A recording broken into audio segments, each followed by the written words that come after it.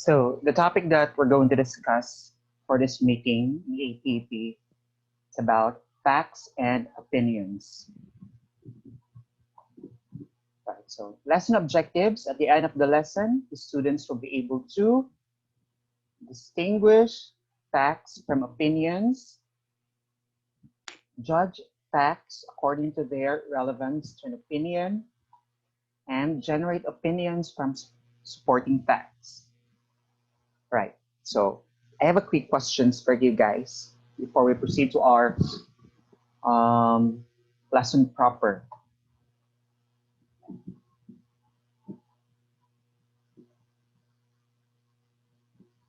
Okay, do you believe a friend claiming something without proof or evidence, or do you accept knowledge without a solid basis? Okay, I want to ask Isabel.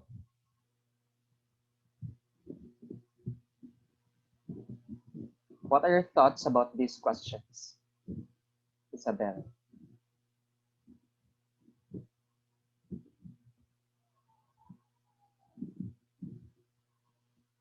There's Isabel.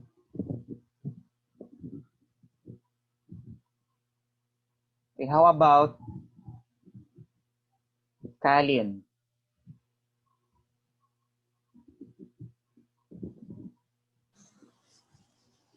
Sir?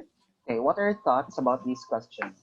Do you believe a friend claiming something without proof or evidence, or do you accept knowledge without a solid basis?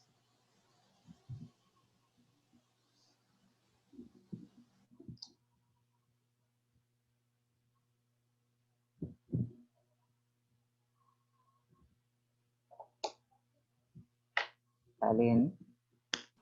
I don't know, sir. Okay, what are your thoughts about these questions?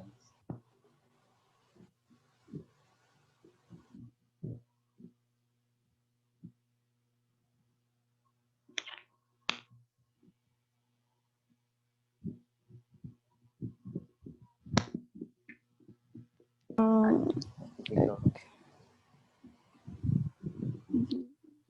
Okay, this is just your own idea.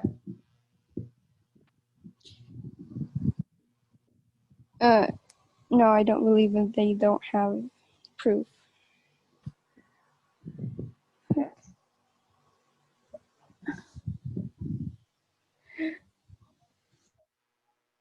There you go.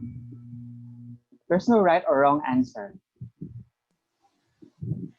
No, I don't believe a friend if they're claiming something without proof. And why? It's a reason.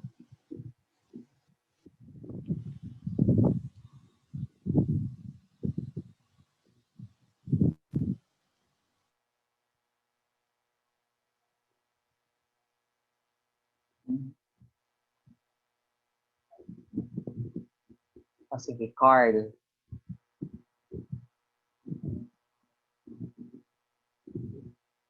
Carl? Sir. What are your thoughts about these questions?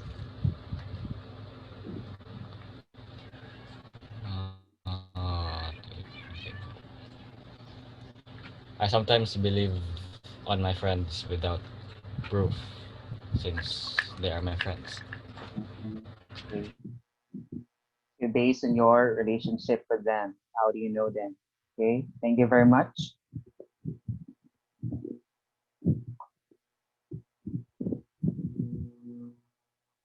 Okay, distinguishing between fact and opinion. Okay, for higher level reading comprehension, it is essential that students are able to accurately distinguish between fact and opinion. To do this successfully, students must begin with solid definitions of the two concepts. Once this has been achieved, students must gain practice applying these definitions through activities that engage with a wide range of reading material. So, in a higher level reading context, it's very important that you need to know how to identify between fact and opinion.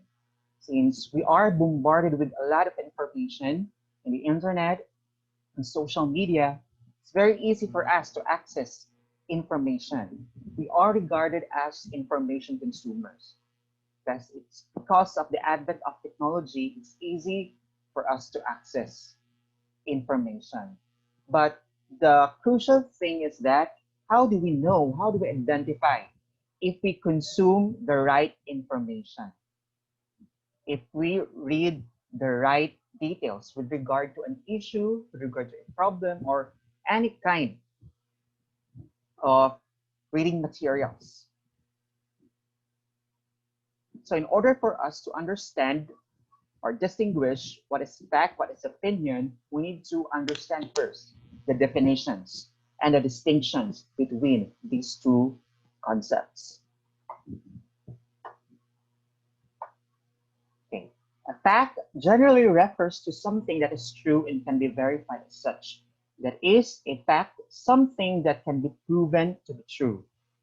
Basically, when we say fact, it refers to an information that can be verified, that can be validated, that can be proven.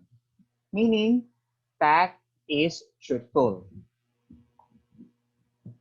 On the other hand, when we say opinion, an opinion refers to a personal belief. It relates to how someone feels about something. Others may agree or disagree with an opinion, but they cannot prove or disprove it. This is what defines it as opinion. So, opinion, contrary to fact, it's about personal belief. It's about your own perspectives. This is your own views, your own opinions, meaning it came from you, whether you have a basis or not. It's different from fact because opinion cannot be proven. It may be right or wrong. It may be true or not. Sometimes people will disagree to an opinion. It's because we have different views, we have different perspectives. Let alone the socio-political situation here in the Philippines. If you read your news feed, Facebook, social media, and Twitter, there are a lot of opinions and social politics. The ability to distinguish between fact and opinion helps students develop their critical and analytical skills in both their reading and their listening. So it's very important that if you know how to criticize, how to scrutinize information, text, or reading material, you need to identify the facts and opinions presented by the author. These are one of the tenets in critical and analytical skills, distinguishing between fact and opinion. Fact and opinion are often woven together in text and speeches, which means that they are interrelated. Although these two concepts are distinct, but they are related. Why is that? Because sometimes you can form or formulate an opinion based on the facts that you have gathered. It is therefore imperative that students are able to unravel the threads of what is true from what is mere belief. They are successfully navigate the deluge of media they will encounter in their lifetimes. So since fact and opinion, although distinct but interrelated or connected, thus we should be able to understand, we should be able to know which is fact, which is opinion on the media news outlets being presented. Because sometimes, or most of the times, the headlines, the contents of news articles are presented with facts and opinions. So it's very useful that we know how to distinguish what is fact, what is opinion. Whether on the news, in advertising, or history book, distinguishing between what is fact and what is opinion is crucial to becoming an autonomous person with the critical abilities necessary to avoid being manipulated easily. One good example is the advertising campaign or advertisements. Like if one store has a sale, sometimes the store or the product do not present all the important information that the buyers, consumers need to know. Sometimes we are very hasty or we are impulsive to buy things when we saw that these products are on sale. But sometimes advertisements are subtle. They do not present the whole information with regard to that sale. So it's very important that you need to know how to distinguish. You need to know how to scrutinize. You need to know how to criticize the information presented by people.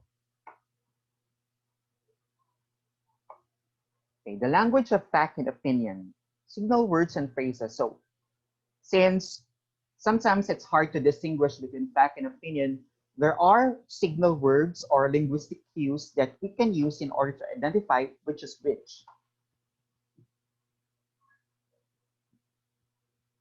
As mentioned, often writers will liven up their facts with a sprinkling of opinion. Unfortunately, it can at times be difficult to extract the verifiable truth from the author's preferences and biases. Luckily, the language used itself often throws up helpful clues in the forms of words and phrases that assist us, in identifying statements as fact-based or opinion-based.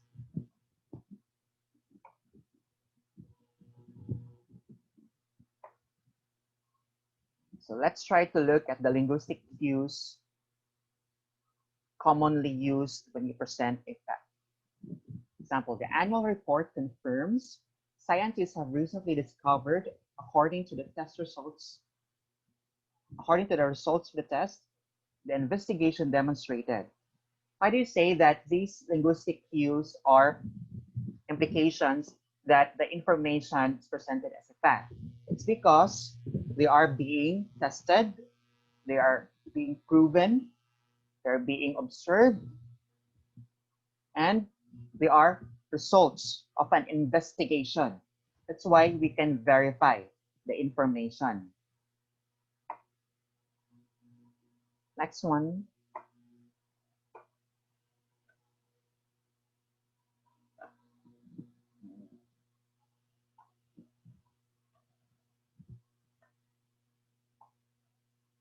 Okay. For opinion, these are the common linguistic cues or signal words. It claimed that it is the officer's view that the report argues that many scientists suspect that because these words that you can see, that you can read, are just implications that the author just provided his or her point of view. This is personal belief. For example, he claimed that this is just an opinion in claiming something. It is the officer's view, the personal perspective of the officer. So the report argues this is based on the analysis of the report, based on the investigation being gathered. Many scientists suspect this is just a, we call that, speculation of the scientists, but nothing has has been proven yet. So that is these are the signal words when forming an opinion. It is important for students to understand too that things are not always as they appear to be.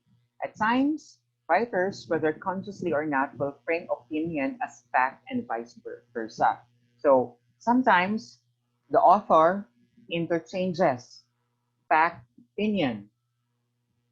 They tend to make fact appear as opinion, or they tend to appear opinions as facts, depending on the agenda of the author, the purpose or motive.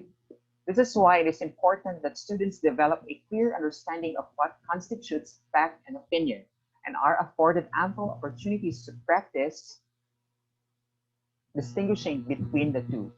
So in these times, because of the political upheaval, because of the many differences, we have polarizing politics in the Philippines.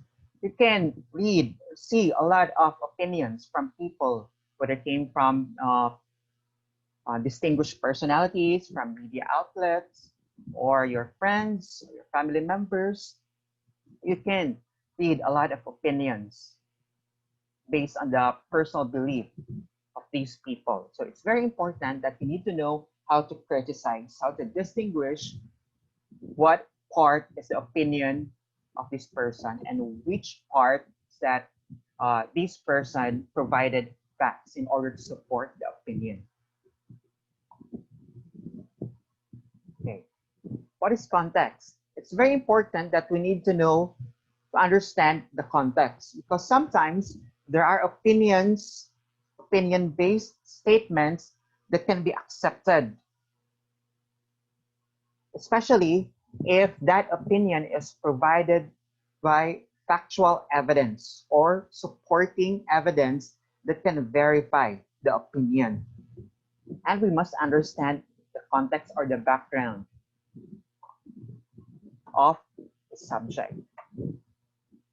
Okay, context is the circumstances surrounding an event, statement, or idea, and in terms of which it can be fully understood. Facts and opinions must be placed in context to draw conclusions from. Okay, basically, we say context, it is the underlying elements that make up the whole situation. It could be the type of occasion or the event, the statement, the authors, their background knowledge, their cultural background. These things could affect the framing of a text or a reading material. And it's very important that we need to understand in order to fully understood the motive and intention of the author and the text itself. Okay, for example, a young boy who tells his mother, I ate a truckload of sweets at the party last night, needs to be placed in a context of his age and audience. So it's very important when you need to understand or decipher this specific statement, you need to understand or know for the target audience or the receiver of this specific statement and the other underlying elements that make up the whole situation. We can confidently infer he never actually ate a real truckload of sweets, but we can reasonably appreciate he ate a lot of them and wanted to emphasize that point. So sometimes we use metaphors or figures of speech in order to emphasize something. For example, I ate a truckload of sweets. It's a form of hyperbole or exaggeration on the part of the boy. But the thing is, he just wanted to mean that he ate a lot. That's it. His mother might ask a clarifying question to turn that opinion into a hard fact. So, which means that you can probe, you can ask questions. You can throw questions in order to clarify something or in order to get to a point. And that's the end of the discussion, fact and opinion. If you have questions with regard to this lesson, to this topic,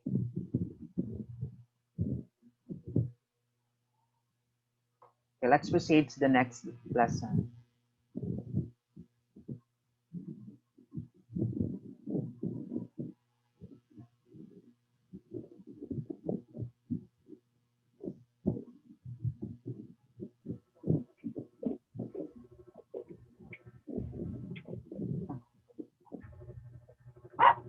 Wait lang guys.